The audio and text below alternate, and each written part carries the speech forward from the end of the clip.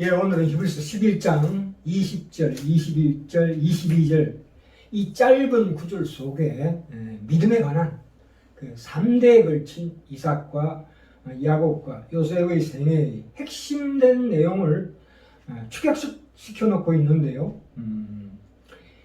이 요셉은 말하자면 영화의 상징입니다. 요셉의 신앙이 우리가 참 아름답다고 하는데요. 그가 그토록 아름다운 신앙을 가지고 있는 것은 그의 능력이 뛰어나서가 아니라 말하자면 성경 안에서 요셉이 맡은 부분이 바로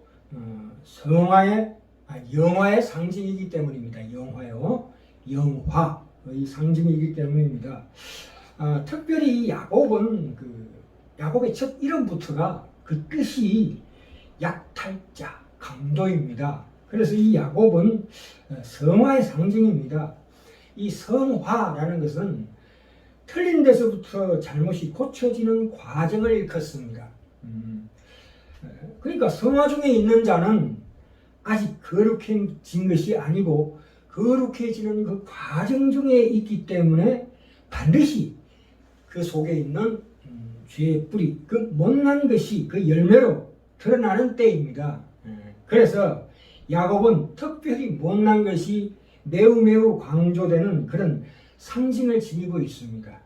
반면에 요셉은 영화의 상징이기 때문에 완성된 그리고 그 잘난 면이 더 부각되는 그런 상징이 있다 이 뜻입니다. 그러나 우리 모두가 그 야곱과 같은 이 성화의 단계를 거쳐서 결국 요셉이 책임진 그 영화의 자리로 들어가야 되기 때문에 요셉이 가졌던 믿음은 지금 이미 우리가 소유하고 있고 또한 그것을 목표하고 있고 또한 그걸 실천하는 그런 자리에 있다는 것입니다. 여기에 히브리서 이 짧은 11장 20절, 21절, 22절이 얘기하고 있는 그 특별한 의미, 그 진정한 우리 믿음의 영광된 자리가 있다는 것입니다. 이 히브리 11장에 나오는 그 다른 성경의 위인들처럼 예외 없이 이삭, 야곱, 요셉도 참으로 기구하고 처절하고 파란만장한 인생을 사는데요. 누구나 그렇습니까? 그러니까 오늘 사는 하나님의 자녀로 사는 내가 바로 이삭이 되기도 하고 야곱이 되기도 하고 요셉이 되기도 하는 그런 인생입니다. 그런데 이 이삭과 야곱과 요셉 이 각각에서 하나님의 뜻이 다르게 나타납니다. 오늘 제목에서 본 것처럼 이 환도뼈가 나오는데요. 환도뼈가 위골됐다는 것이 우리에게 과연 무슨 뜻인가 하는 것을 살펴보고자 합니다. 이 환도뼈라는 것은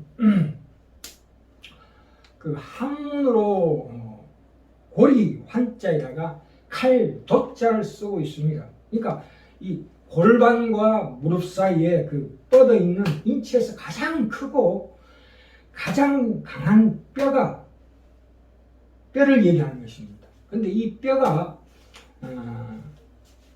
어긋났다는 얘기죠. 그래서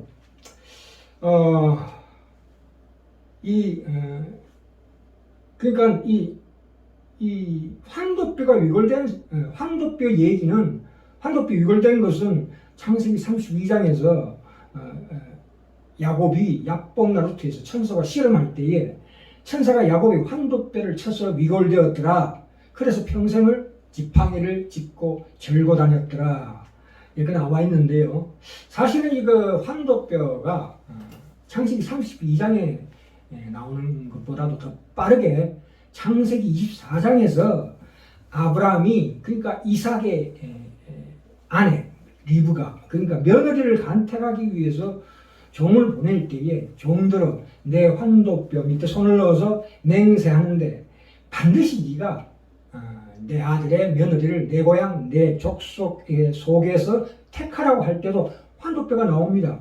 그러니까 이 환도뼈라는 것은 말하자면 히브리서 7장 5절에 정확하게 나와 있습니다. 뭐라고 나와 있냐면 레위의 아들들 가운데 제사장의 직분을 받은 자들 중에서 해놓고 아브라함의 허리에서 난 자라도 이렇게 나옵니다. 아브라함의 허리라는 대목이 나옵니다.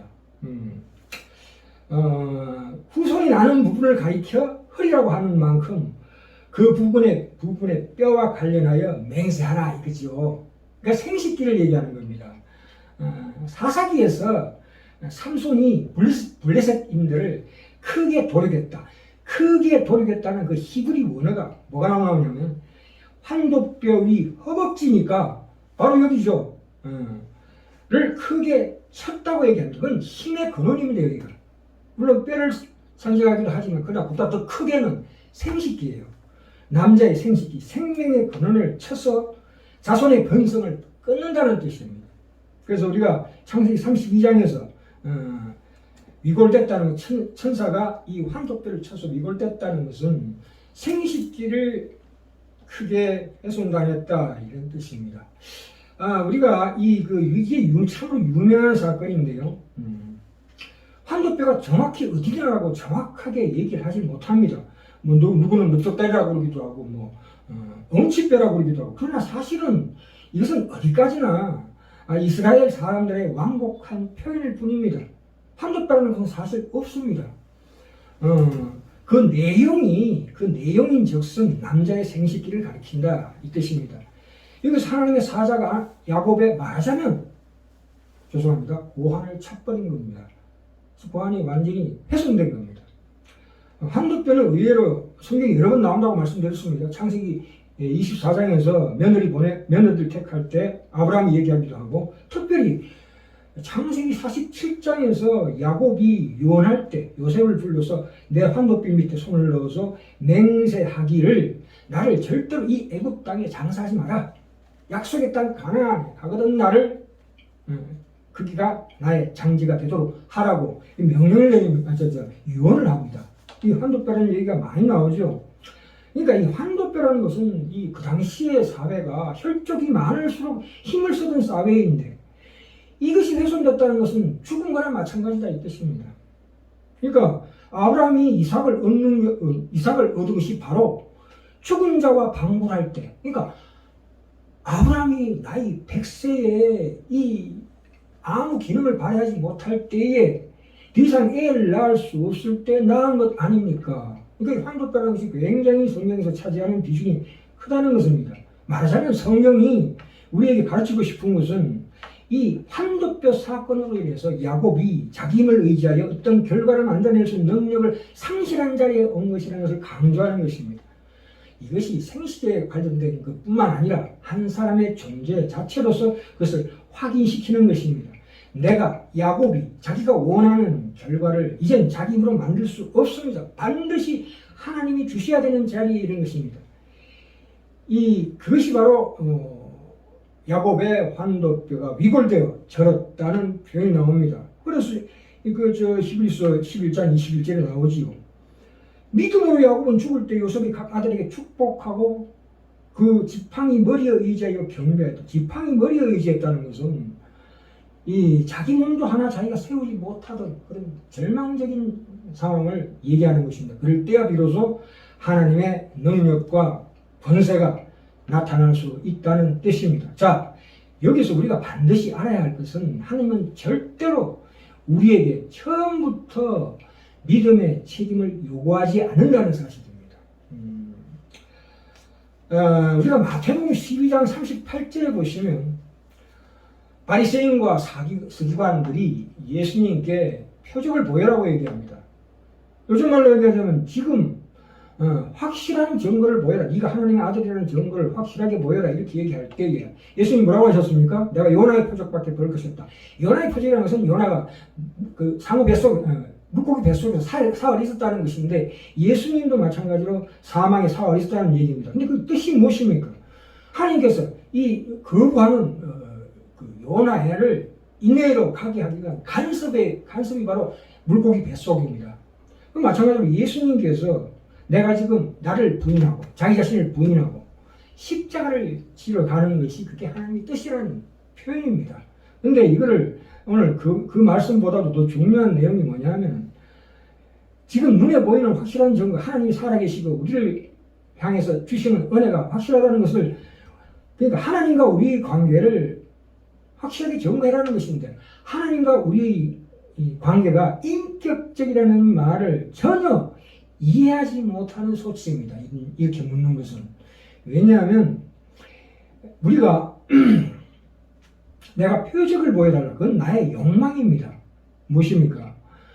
우리는 우리 속에는 하나님 그것만이 채울 수 있는 공간이 있습니다. 그게 영혼의 공간입니다. 그게 항상 공허하죠. 그 영적 갈망이 거기서부터 솟아나오는 거거든요. 빈자리예요. 인간이 이해할 수가 없고 감각할 수 없는 부분입니다. 그것은 오직 하나님만이 채울 수 있는 것입니다. 말하자면 그거는 어떻게 채웁니까? 어떤 소유로 채울 수 있는 것이 아니고 인생의 긴 스토리, 그 인생의 긴 드라마 속에서 비로소 만들어지는 것이다 이 뜻입니다. 우리가 보통 겉으로 번쩍번쩍하는 것을 굉장히 럭셔리하다고 착각하지만 우리 내면의 영혼의 빛은 결코 그렇게 번쩍거리지 않습니다. 거꾸로 빛을 감추고 있습니다. 광택이 없습니다. 그 자체가 고요한 참으로 귀한 영혼의 신비요 영혼의 영광입니다. 그렇죠. 이 땅에서 어떤 것을 소유한다 할지라도 만족할 수 없는 조건, 우리가 추구하는 진정한 기쁨이라는 것은 그 영혼의 공간을 채우는 과정 중에서 일어나는 하나님이 채우신 우리가 인생을 살아갈 때 하나님께서 꾸준히 천천히 느리게 채우는 과정 중에 그것이 채워지는 법이다 이겁니다. 그 과정이다. 그게 믿음이 과정이다 이 뜻입니다. 그 순리를 시작하는 자에게 계속해서 주어지는 하나님의 특별한 은혜요 선물이다.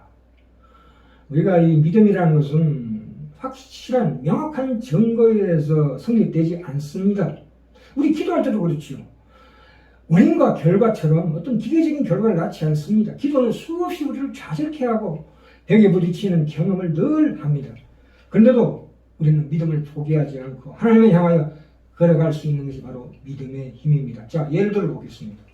우리가 사람과 사람 사이에서 만나는데도 그 사람에 대해서 다 알고 만날 수는 절대로 없습니다. 특별히 남녀 간에 우선 만나야 합니다. 그래서 순서가 그렇습니다. 우선 만나고 봐야 됩니다. 그 사람을 낱낱이 다 알고 만날 수는 없습니다. 만나고 나서 그 후에 가서 내가 어떤 행동을 취해도 늦지 않습니다. 이런 태도가 아니면 사랑을 만들 수도 없고 연인을 만날 수도 없습니다. 하나님과의 만남도 그 불확실한 희미한 그런 믿음으로부터 출발하는 것입니다. 바로 그것이 정말 말씀드렸죠. 정말 시간에 believe입니다. believer. 긴가민가 하는 믿음이요. 우리가 낯선 곳을 여행하거나 등산을 할 때도 내비를 켜거나 지도를 갖고 갑니다. 그러나 그 지도가 완벽한 정도의 증거는 보이지 못하는 법입니다. 왜 그렇습니까? 이 믿음의 여정이라는 것은 직선이 아닙니다. 직선은 뭡니까?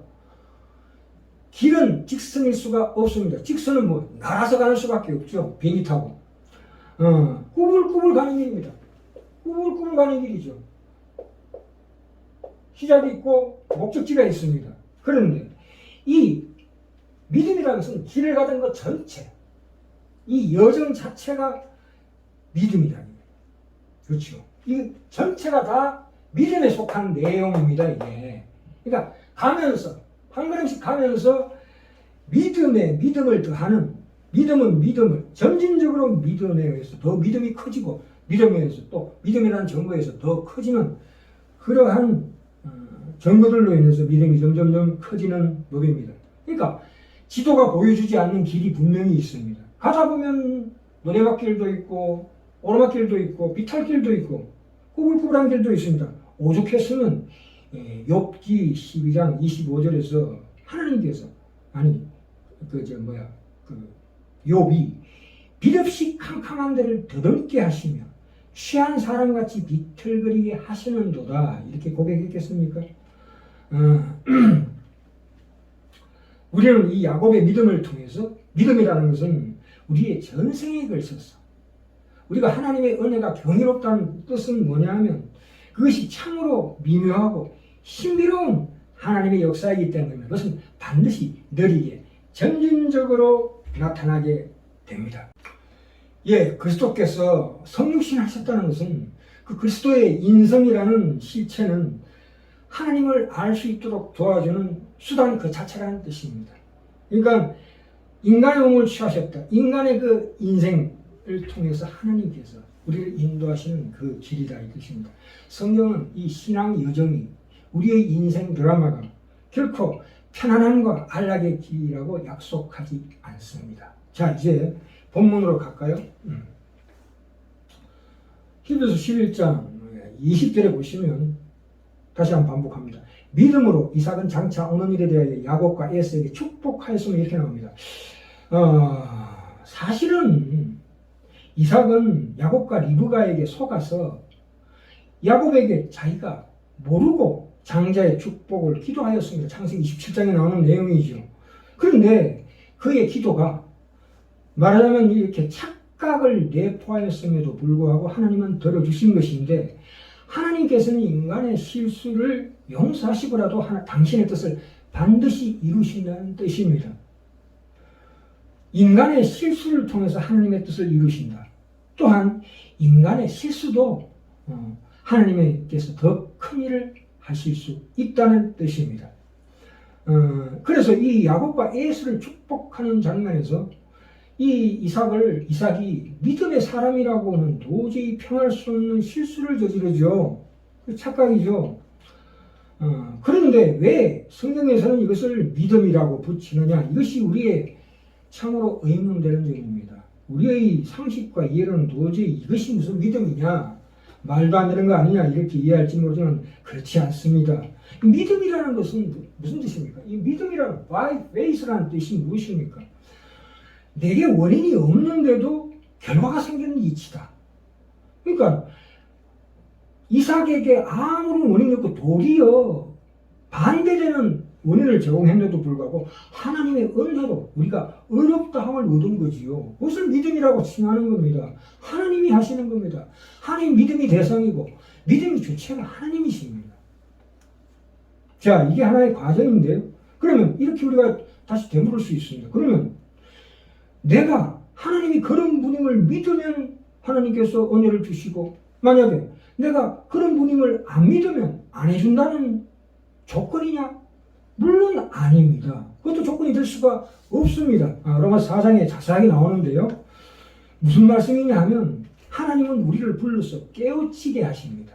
항상 깨우치게 하시고, 이삭이 잘못 축복했으면 잘못 축복했는데 하나님께서 이렇게 정확한 응답을 내리실 때 큰일 날 뻔했구나, 크게 떨었다고 나옵니다. 그렇죠? 그렇게 우리로 하여금 분명히 내가 잘못한 것을 깨우치게 하고 알게 하시고, 또한 하나님이 과연 무엇을 좋아하시는가를 알리실 뿐만 아니라 내가 잘못한 것을 막고 또한 고치시는, 그리고 구종하시는 분이십니다.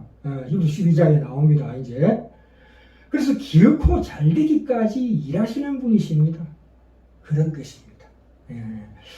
자, 여기에서 우리가 마지막으로 야곱의 믿음으로 한번 가봅시다. 야곱 같은 경우에도 말하자면 우리가 약복 나루토 사건을 우리가 야곱의 믿음을 대표하는 사건이라고 하는데 그렇지 않습니다. 야곱이 죽을 때 자손들에게 축복하는 사건들을 야곱의 믿음의 대표로 삼고 있습니다. 그 이유가 무엇이냐면 이 환도뼈가 멀어졌잖아요. 그래서 지팡이 의지할 수밖에 없는 그런 상황 속에서 자녀들을 축복합니다. 그러니까 무슨 말씀이냐 하면 자기가 자기 자신을 주체하지 못하는, 그러니까 유언할 때, 사람이 자기 아들을 유언할 때 자기 유산을 물려준다거나 또는 내가 인생을 살아온 비법을 알려주는 것이 아니라, 야곱은 자식들에게 뭘 가르쳐 줍니까? 너는 하나님 앞에서 맹세해라. 저들에게도 하나님이 되어 주십시오 하는 그 의미가 있습니다. 그것이 바로 축복입니다. 하나님께 그것을 의뢰하는 거죠. 그래서 결국 어떻게 얘기합니까? 창세기 49장에서 분명히 특별히 요셉을 들어서 뭐라고 얘기합니까? 너의 아비의 축복. 누굽니까? 나, 이스라엘. 야곱이 이스라엘이 되지요. 이스라엘 12지파를 축복하는 야곱의 그 위대한 하나님이 주신 이름이 이스라엘입니다. 그래서 요셉이 그러죠.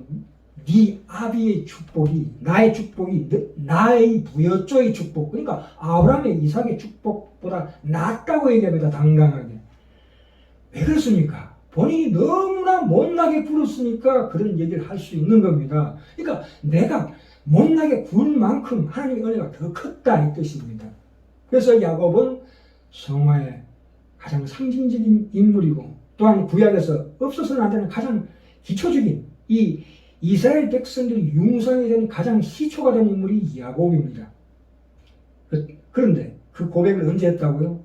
자기의 모든 능력 빼앗기고 난 다음입니다. 우리가 기도할 때 내가 하나님 이거 할 테니까 이거 해주십시오. 이건 말도 안 되는 참으로 야곱하고 비교해 볼 만한 대목이죠. 우리가 이 믿음은 하나님에 대한 우리 항복입니다. 하나님의 대심에 대한 깊은 신뢰입니다. 내 영혼에서 나오는 깊은 갈망이요. 말할 수 없는 결단입니다. 강력한 결단일 수밖에 없습니다. 우리는 야곱의 이 믿음을 통해서 이 믿음이라는 것은 반드시 시간이 걸려서 나오는다고 우리가 이해해야 합니다. 전생에 걸쳐서 하나님께서 은혜 주신다 이렇게 이해하셔야 합니다.